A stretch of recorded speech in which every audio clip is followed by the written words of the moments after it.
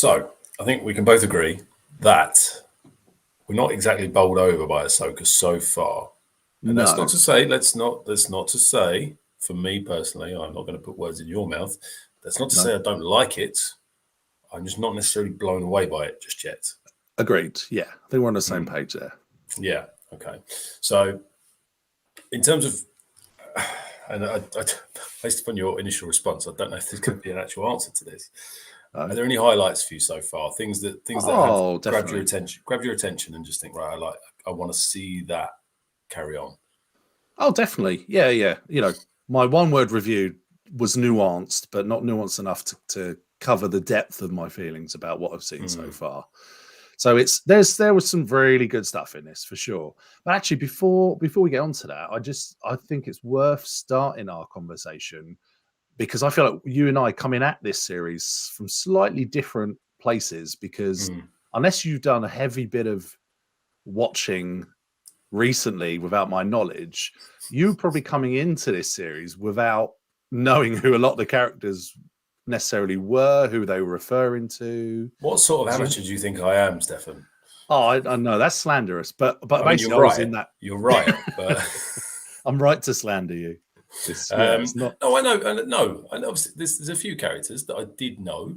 Obviously, yeah, of course. Obviously, I know Rosario Dawson, or not Rosario Dawson, Ahsoka.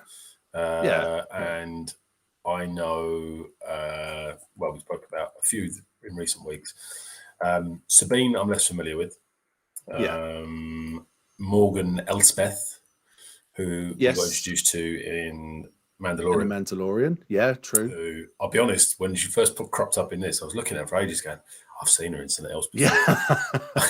I've seen her in something else. What is it? Luckily, I watched that Mandalorian episode last week, just on and off chance. And so but yeah. So yeah, I did not mean to do a disservice, of course. But you are right. Like you are right. You're right though. I think perhaps I'm a little bit less.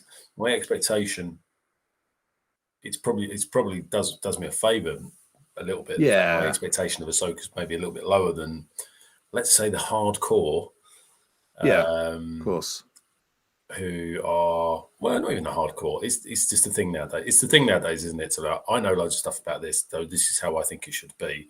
Yeah. Whereas I think coming to it with a little bit less knowledge is sometimes quite freeing to be able to just enjoy it for what it is. There's a bit less riding on it, maybe, because the Rebel series, has got some like you say, some very hardcore fans, and I for clarity, I didn't watch all of it. I only dipped in and watched a few highlights, watched episodes I knew had Thrawn and Ahsoka in it, and I saw some great stuff that I really liked. Not enough to go and watch 4 seasons of cartoons, but definitely some good stuff in there. So I did have an idea as to who some of these characters were, and I understood a bit about some of their arcs through the cartoon series.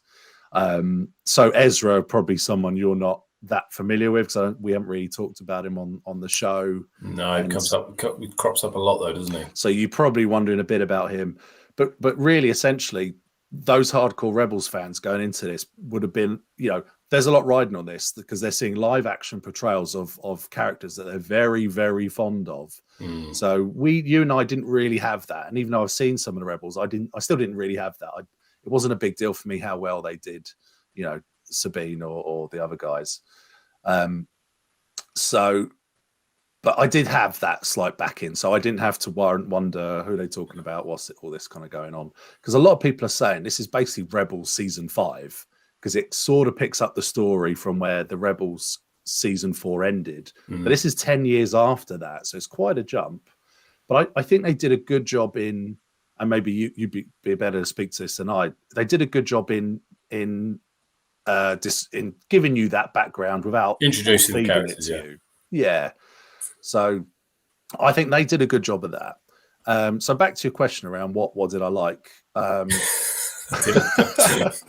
Hours and hours ago when you originally asked that, and I decided to throw my own 2 pence in.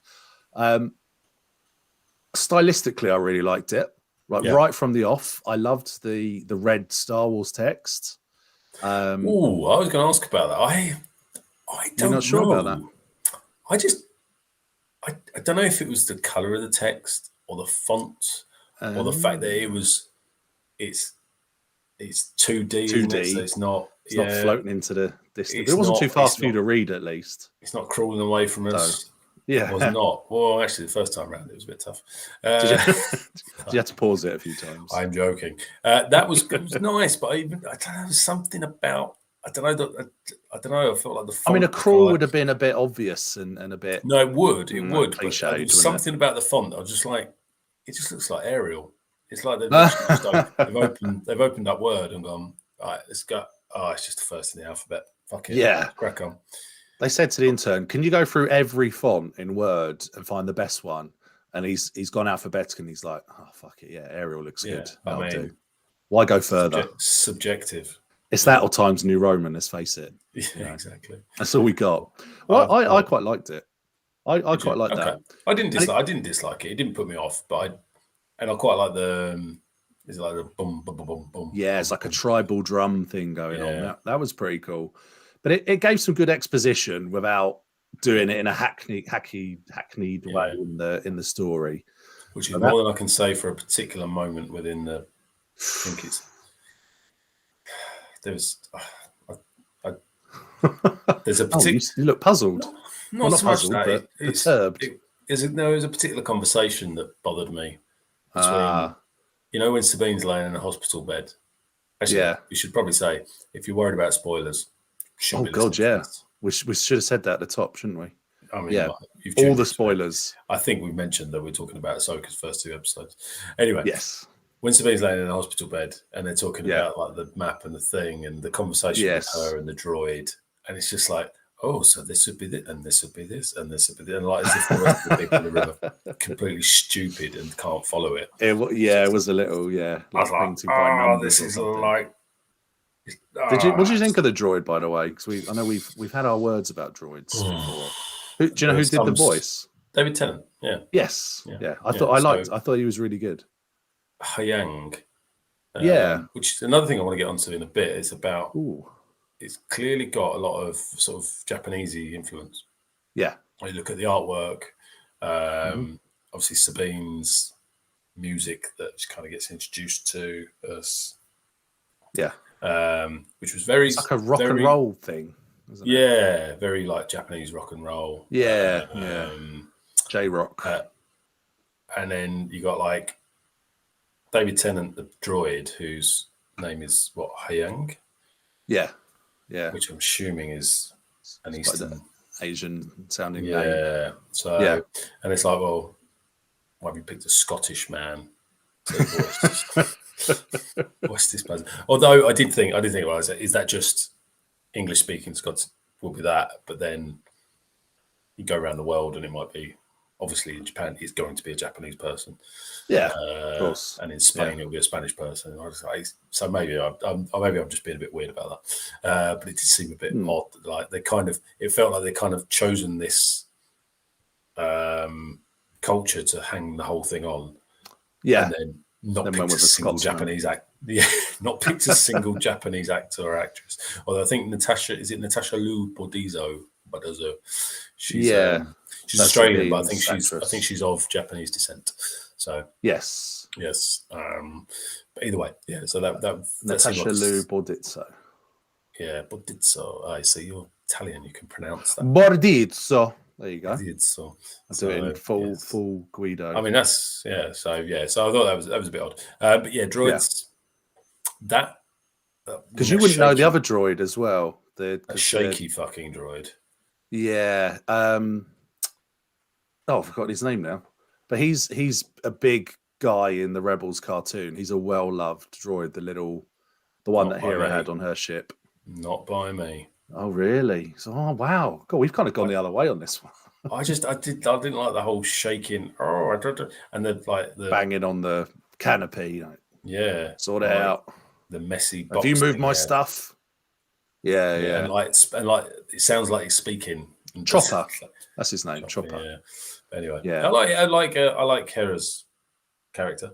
I liked her. One of the things I do like about it, and I think this is because maybe because I've got a young daughter, that I'm perhaps a bit more attuned to these things than I maybe would have been in years gone by. It's like it all revolves around a strong central female cast, but it doesn't really, it's got the confidence not to like make a big thing of it. Do you know what I mean? Yeah. It doesn't be like, oh, hey sister, or this way, and we're women doing this and whatever else, which like some programs or some films will do. This is just like all the main characters are women. Yeah. So that sort of virtue signaling thing. Yeah. Like, oh, look at us! Look how diverse and great and inclusive we are. Exactly. It didn't have to do that. No, it didn't. It just were like, well, we happen to have strong female women in it. Strong females in it, and this is what this is. There's no need to mention it. There's no need to do anything else. We just are. And Ahsoka, you're right. Obviously, like Ahsoka can, as a character, and Rosario Dawson as an actress, can just, I mean, present. She's got that presence, hasn't she? It doesn't have to be. Yeah. She can hold your attention. She certainly hold my attention. For sure. Yeah. So I like that bit of it.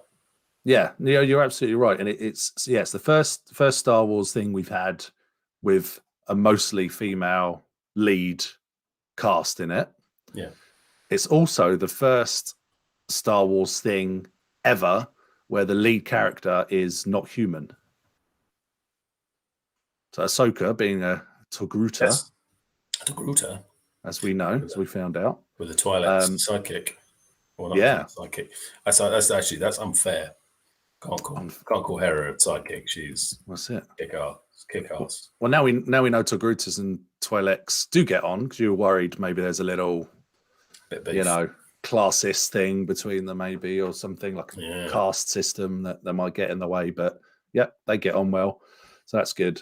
But I mean, if we're sort of moving on to characters, then Ahsoka, fantastic. Really like her. Like you say, Rosario Dawson, amazing. Nails the character. Liked her since the first second I saw her in The Mandalorian. So didn't think that was going to be an issue. Hera, no issues there. She seemed okay. She didn't seem to do an awful lot. But Sabine. Sometimes it felt like this should have been called the Sabine Wren show. We seem to get a lot of her. It seemed to mainly be about her, with Ahsoka popping up to be the moody mentor, just who wants to spoil her fun and so on. So I think we spent a bit too much screen time developing her character. Did you not think part of the issue there is that she's clearly got, I think she's got more of an arc to go on, hasn't she? Because I think Ahsoka's character, like, I'm not saying you can't teach an old dog new tricks, but she's kind of, her character is what she's it is. In the autumn of her. Exactly. Story. I can't see there being a huge amount of development there. Whereas with Sabine, there is a clear arc. I mean, at the moment she's an annoying adolescent shit. Yeah. Whereas clearly, not to write the story for them, but it's not the first time the story's been told. Let's face it, there's likely to be a bit where she matures, where she gets it, and which we've already seen with her a little bit. True. But it's just like, why hang the show on that arc? It's meant to be the Ahsoka, but that's a minor gripe, really. But it's also kind of about, I guess, Ahsoka putting together her team, isn't it? It's Ahsoka. Yeah. It's not she can't do it all on her own, so she needs to have that backup, and Sabine is going to be a key part of that. And because although she's not. There's a lot of reference to her being a Jedi. She's not technically a Jedi, is she?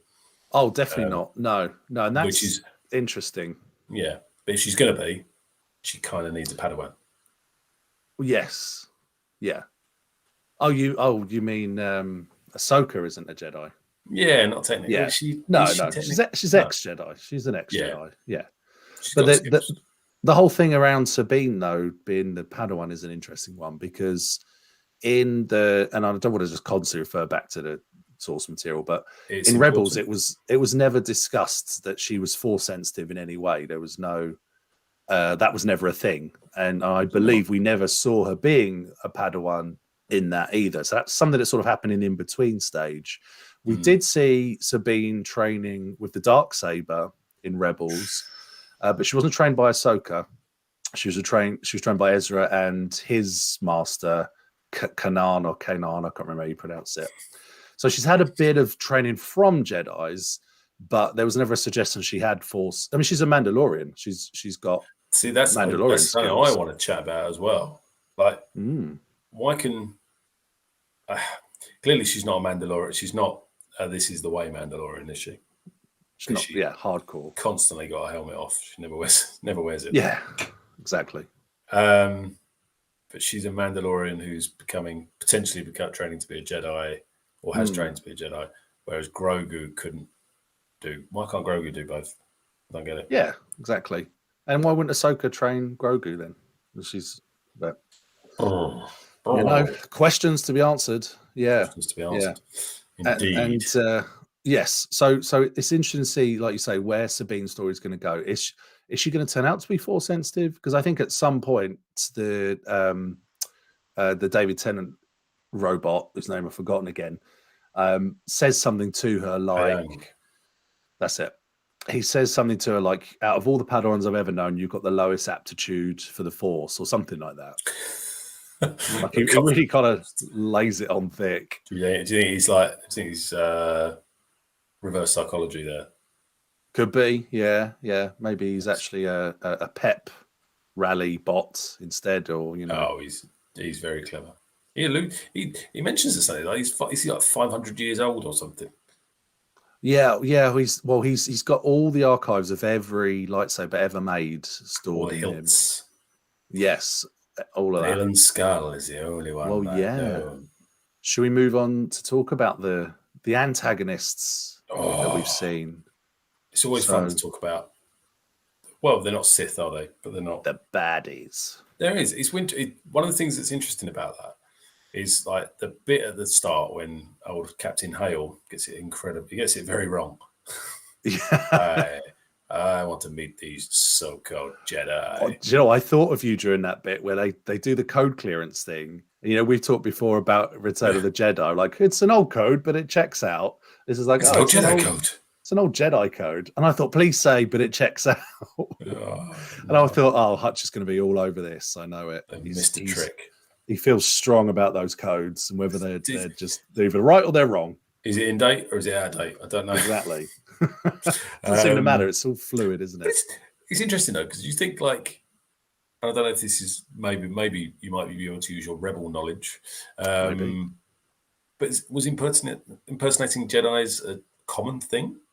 What he talks about it, he's almost like, I've seen this trick before.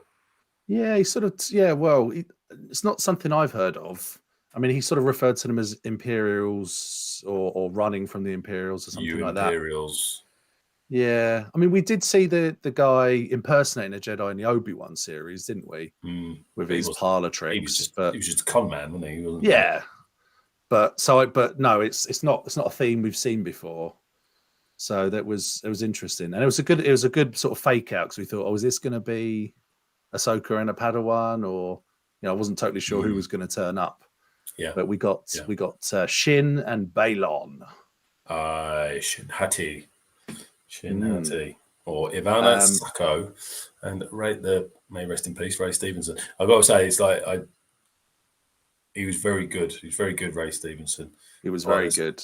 There's a lot of good voices in this program. I'm going to say, like real, like sort of. I don't know. There were a lot of sort of character actors as well that I sat there thinking, I know that man. I know him. Who is it? Yeah, that's one guy true. Called Clancy Brown. Who? Yes. Have you looked him up?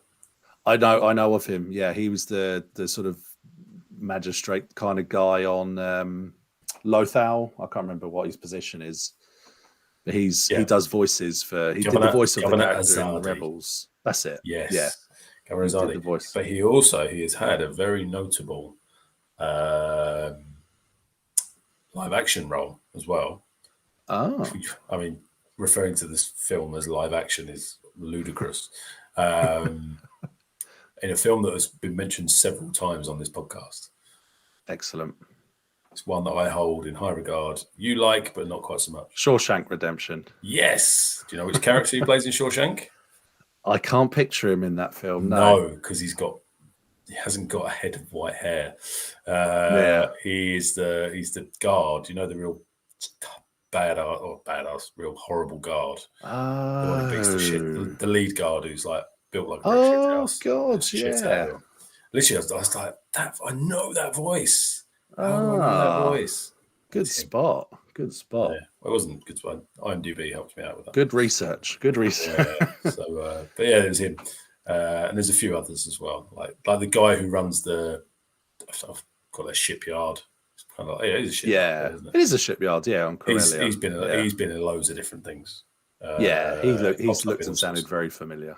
Yeah, but it's interesting that. So while we're on those people, like the kind of, we've spoken about it in the past, haven't we? So like the new end of Return of the Jedi, whereby everyone's celebrating. Literally, the whole galaxy is up in just having a great celebration. Because the Empire's gone. It's like, hang on a minute, there's loads of people who still love the Empire.